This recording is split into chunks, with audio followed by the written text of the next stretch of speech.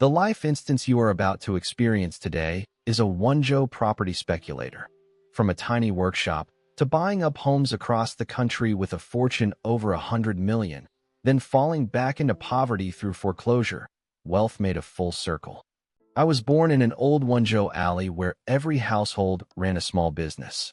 My mother worked a sewing machine making buttons. My father carried shoulder poles peddling goods, busy from dawn to dusk. Wenzhou people don't believe in relying on anyone, only on their own two hands. There were no big factories in the alley, yet every home had a little business, and even children knew how to count money and save. From the age of 7 or 8, I followed my father to set up stalls. I stamped my feet in the cold wind, but he said money is saved up, hoarded up, and also fought for. I remember Uncle Air next door got rich making lighters and built a 3-story house. The whole alley envied him, and for the first time I understood that being bold enough could turn your fortunes around. Mother often said we Wenzhou people have no iron rice bowl under our feet. We must dig for our food ourselves. That sentence was nailed into my heart early on and never pulled out again. By the age of 12, I could already ride out to buy stock alone. My father patted my shoulder and said, "Son, from now on this family rests on you." At 16 I quit school, took the few thousand yuan my mother had saved, and opened a tiny workshop making buttons and small leather shoes. When the machines roared, I felt like a real man.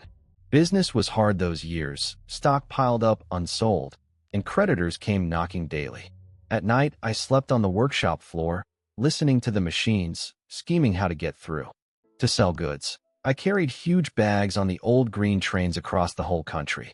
In small goods markets everywhere, Wenzhou stalls were all around, and whoever had a connection tipped the others off. I learned one truth: money can't sit in stock, it has to keep moving. Turning one round of capital 3 times earned far more than head-down labor, and my nerve grew bolder. In my early 20s, I had saved my first pot of gold. Others urged me to expand the workshop, but watching housing prices rise year by year, a bolder idea sprang up in my mind. In the late 90s, Wenzhou houses changed price every year. I did the math. Rather than slaving over shoes for a few points, better to bet the money on houses and watch it appreciate while sitting still. I sold off the workshop and pooled money from relatives and friends. In Wenzhou, borrowing rests on a word and a face. Nobody signs contracts. It's all credit and hometown ties. A few of us partnered up, raised a sizable capital, and agreed to buy and split together. The night we signed the intent, I was so excited I didn't sleep a wink, feeling the chance was right in front of me. On our first move, we bought a whole floor of apartments locally.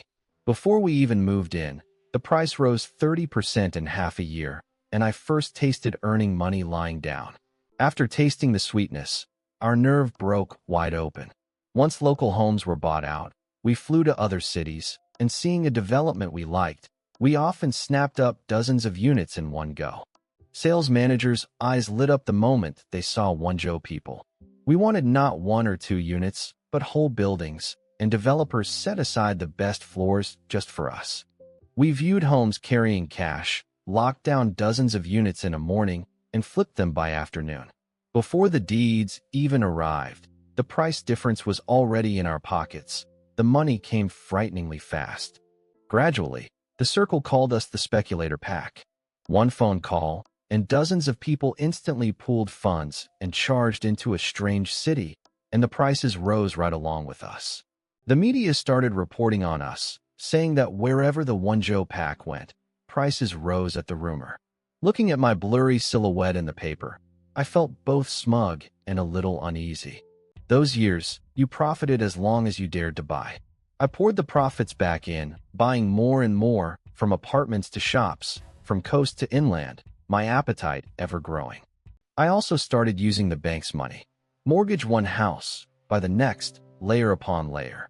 The wealth on paper swelled like a balloon, bigger by the day. My wife urged me to quit while ahead, saying houses can't be eaten. I laughed that she didn't understand. The whole country was rising. Missed this train, and I'd regret it the rest of my life. I moved into a riverside luxury flat and drove an imported car. Relatives bowed and scraped. and even my old creditors begged me to bring them in for a share. At my most glorious, the properties under my name were beyond counting, my fortune long past 100 million. Sitting by the windows, I felt the whole city's lights were lit just for me. I founded a property club, dozens of fellow townsmen following me. Wherever I said go, everyone put their money there, and that feeling of a single call drawing 100 answers was more addictive than the money itself. At banquets, everyone toasted me as boss, talking only of which new development had opened. I'd wave my hand for tens of millions without blinking, as if money were just a string of pretty numbers. I built my parents a big house back home and sent my child to the best schools. Mother's words about no iron rice bowl seemed utterly overturned by my houses full of deeds. The more money I had, the less I could stop. Which city would build a subway? Which would build a new district? I knew better than the locals, charging in to hoard homes ahead of the policy lifting prices. I began to believe I had the touch to turn stone into gold. Wherever I set my eyes, the price was sure to rise, as if the market was born to obey my command without exception. To buy more homes, I mortgaged everything I could. I held little cash, yet the paper showed astronomical figures, and I stared at prices daily, waiting for them to climb another notch. Occasionally someone in the circle warned that after rising so many years, there'd surely be an end. I agreed aloud but didn't believe it inside, thinking the fall would never reach me. I signed for a vast new development, betting nearly my entire fortune. At the moment I signed, I was full of pride, never imagining this would be my last charge upward. That was the highest summit of my life. Standing there, I thought the road under my feet would only keep rising. Never seeing that far off, the sky had quietly changed. Change came faster than anyone. The state stepped in to regulate, purchase and loan limits coming one after another, buying needed eligibility, loans abruptly tightened, and the scorching market cooled at once. Suddenly those houses of mine wouldn't sell. Listed for months with no inquiries, prices cut again and again, fewer and fewer viewers, and no calls answered no matter how I dialed. Worse, the banks pressed for repayment. The money I'd borrowed layer upon layer was now like ropes, all tightening around my neck, and the more I struggled, the tighter they grew. Prices truly began to fall, dropping a big chunk in a year, some developments having outright.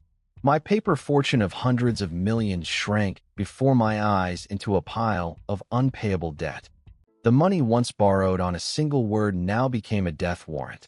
Townsmen came daily to collect, and the old hometown bonds shattered clean before money. I started dumping houses cheap, selling whatever I could. But the more anxious I was to sell, the harder buyers pushed the price down, until the sales couldn't even cover the interest. The property club broke up, and some townsmen who followed me lost their retirement savings. Their eyes toward me turned from worship to resentment, and overnight, I went from boss to sinner. I sold the riverside flat and the luxury car to repay debts, but it was a drop in the bucket. At night, I sat alone in the empty living room, tasting fear for the first time. The houses I couldn't pay for were seized by the court one after another. Watching the foreclosure notices pasted on doors I'd bought with my own hands, my fortune was stripped away piece by piece. The once countless properties left only a wreckage under my name in the end. From a fortune over 100 million, I fell all the way back to a state worse than when I first opened the workshop. My wife didn't leave me. She only quietly pawned her jewelry for living money. She said the houses are gone, but we're still here. Let's start over. And hearing this, my tears wouldn't stop. To pay off the remaining debt, I went out to work again, guarding warehouses and running odd jobs. The boss who once drew 100 answers now had to bow and plead for a few hundred yuan. Coming home from work at night, I often walked alone past the developments I once speculated on. The lights were the same, only not a single one was lit for me anymore. It took me quite a few years to slowly pay off the debt. Looking back on those crazy days, I finally understood those numbers were never real wealth, just a borrowed dream. Now I keep one small home to live in, leading a plain life. Wealth circled all the way around and returned to where it began, yet I sleep soundly instead. At which step would you stop? Let's talk in the comments, and share this with that friend who always wants to gamble big.